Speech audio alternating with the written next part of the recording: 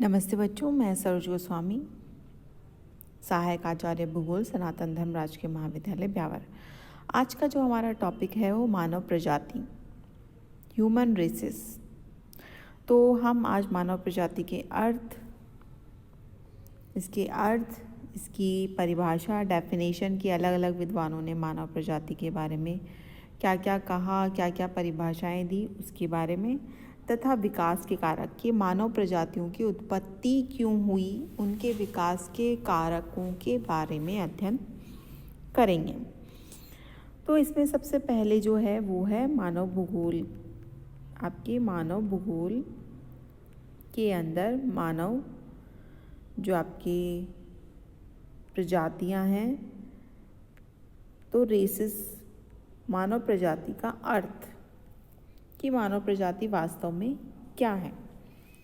तो मानव प्रजाति अंग्रेजी के रेस शब्द का हिंदी रूपांतरण है। प्रजाति के लिए रेस शब्द का प्रयोग सर्वप्रथम ई फॉक्स के द्वारा अपनी पुस्तक बुक ऑफ मार्टायर्स में 1570 ईस्वी में किया गया। रेस शब्द की उत्पत्ति संभवतः इतालवी भाषा के रजा शब्द से हुई है, जिसका अर्थ होता है परिवार या फिर नस्ल। उसके बाद में आपके आता है कि ये प्रजाति एक जैविक विचार है। मानव जाति का रेस या प्रजाति का अभिप्राय उस मानव वर्ग से है जो वंशानुक्रम के द्वारा शारीरिक लक्षणों में समानता रखते हों, वह एक नस्ल या जन्मजात संबंधों का मानव वर्ग हो। इसका तात्पर्य यह है कि जो एक प्रकार के आपके शारीरिक लक्षणों में समानता रखते हों और उनकी जो जन्मजात संबंध एक दूसरे से हों। मानव प्रजाति के कई वर्ग हैं जिनकी विभिन्नता का आधार शारीरिक बनावट है। यहाँ पर मानव प्रजाति का अर्थ किसी सामाजिक वर्ग, सांस्कृतिक वर्ग से नहीं है, बल्कि प्रकृति के द्वारा जो मनुष्य की उत्पत्ति हुई, तो उस उत्पत्ति में मनुष्य किस वर्ग से संबंध रखता है उससे है। तो मानव प्रजाति के शारीरिक लक्षण उस प्रजाति के वंशानुक्रम द्वारा पीढ़ी दर पीढ़ी भविष्य में भी जारी रहेंगे। तो वो संपूर्ण जो वर्ग हुआ वो एक प्रजाति कहलाती है। इसकी कुछ परिभाषाएं अलग अलग विद्वानों के द्वारा दी गई, जिसमें सबसे पहला है आपकी ग्रिफिथ टेलर। ग्रिफिथ टेलर ने कहा कि मानव प्रजाति नस्ल को प्रकट करती है, न कि सभ्यता को। तो ग्रिफिथ टेलर ने यही कहा कि मानव प्रजाति नस्ल को प्रकट करती है, न कि सभ्यता को, कि हम किस नस्ल से संबंधित हैं, हमारे पूर्वज कहाँ रहते हैं तथा उनकी शारीरिक बनावट क्या है, उन सब से संबंधित है। विडाल डी ला ब्लाश ने इसकी क्या परिभाषा दी? मानव प्रजाति का वर्गीकरण मानव शरीर की आकृति और शारीरिक लक्षणों के आधार पर होता है। तो मानव प्रजाति का वर्गीकरण, we understand race the means classification based on somatic characteristic affecting either the morphology और his philosophy of human body, physiology of human body. तो इस प्रकार से आपके ये जो मानव प्रजाति है, ये मनुष्य की आकृति और शारीरिक लक्षणों के आधार पर उसका निर्धारण होता है। अब इसमें जो कॉबर है, कॉबर ने कहा कि यह एक जैविक संकल्पना है, यह कोई सामाजिक सांस्कृतिक संकल्पना नहीं है। और हमारे भारतीय समाजशास्त्री मजूमदार के अनुसार यदि व्यक्तियों के एक समूह को समान शारीरिक लक्षणों के आधार पर अन्य समूहों से पृथक पहचाना जा सके और उस जैविक समूह के सदस्य कितने ही विश्व में बिखरे हुए क्यों ना हो, वो एक प्रजाति कहलाते हैं। तो निष्कर्ष तौर पे ये कहा जा सकता है कि समान शारीरिक एवं आनुवांशिक लक्षणों वाले मानव समूह को एक प्रजाति विशेष माना जाता है। इसको हम किस प्रकार से व्यक्त कर सकते हैं? अगर आप देखो तो मानव प्रजाति, ये कुछ मानव प्रजातियां हैं, इनके अलग अलग नाम हैं जिसका कि हम बाद में अध्ययन करेंगे। लेकिन कॉकेशस जो प्रजाति है वो ज़्यादातर उत्तरी अमेरिका में या उत्तरी यूरोपीय क्षेत्रों में देखने को मिलती है। इनके शरीर का रंग किस प्रकार का होता है? सफ़ेद होता है और इनका जो चेहरा होता है वो लंबा होता है। अफ्रीकन जो प्रजातियां हैं वो किस प्रकार की होती हैं? उनके शरीर का रंग काला होता है और उनके बाल बिल्कुल घुंघराले होते हैं। मंगोलाइड जो प्रजाति है, मंगोलिया में, चीन और जापान के आसपास रहने वाले लोगों को मंगोलाइड कहा जा सकता है। ये प्रजाति, इनकी आँखें बिल्कुल छोटी छोटी होती हैं और बाल इनके बिल्कुल सीधे होते हैं। अमेरिकन प्रजाति के अंदर भी इसी प्रकार की विशेषताएं देखने को मिलती हैं। जो अमेरिकन प्रजाति है वो आपके मूल जो अमेरिकन प्रजाति थी उनके बाल सीधे थे और आपके रंग सांवला था। और ऑस्ट्रेलियन जो प्रजाति है उनका भी आपके रंग काला, नाक और चौड़ा तथा बाल बिल्कुल लच्छेदार होते हैं। तो ये मानव की कुछ प्रजातियां हैं जिसको कि हम अलग अलग देख सकते हैं विश्व में।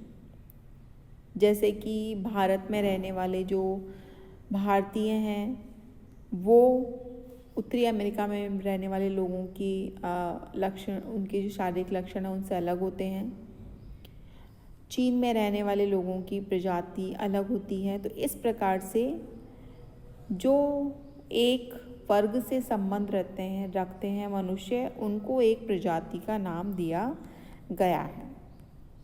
तो ये आपके इस प्रकार से प्रजाति का अर्थ हम दे सकते हैं या फिर व्यक्त कर सकते हैं। अब ये जो मानव प्रजातियां हैं उनके विकास के कारक, कि मानव प्रजातियों का विकास क्यों हुआ। हम सभी एक ही प्रजाति हैं या एक ही जनजाति, एक ही समूह से संबंधित हैं। हम मनुष्य हैं, हम हैं होमोसेपियन।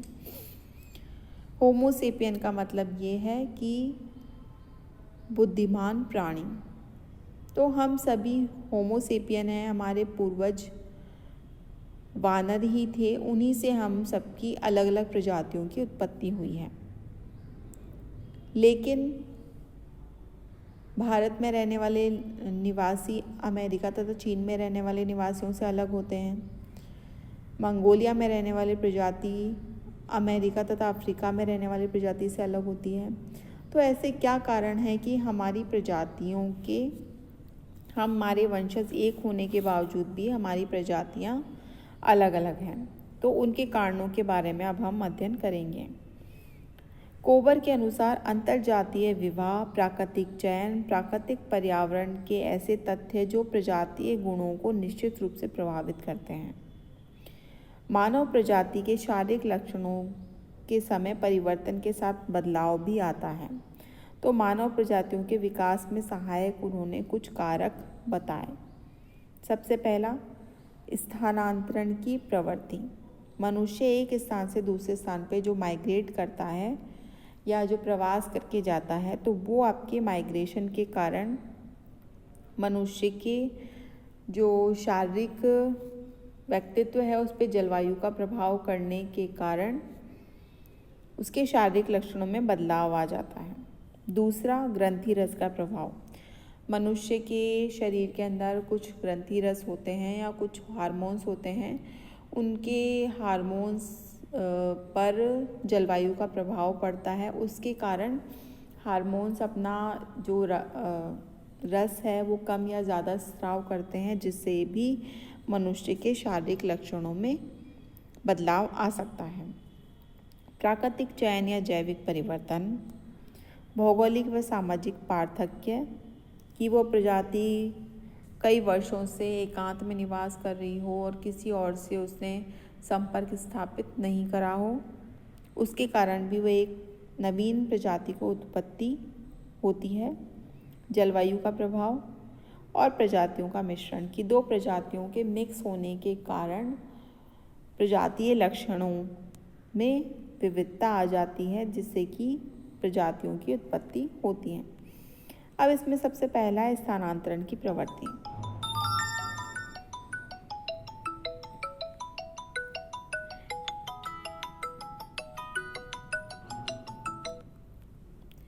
एक प्रदेश से दूसरे प्रदेश में स्थानांतरण के कारण भौगोलिक वातावरण के साथ समायोजन के द्वारा कई लक्षण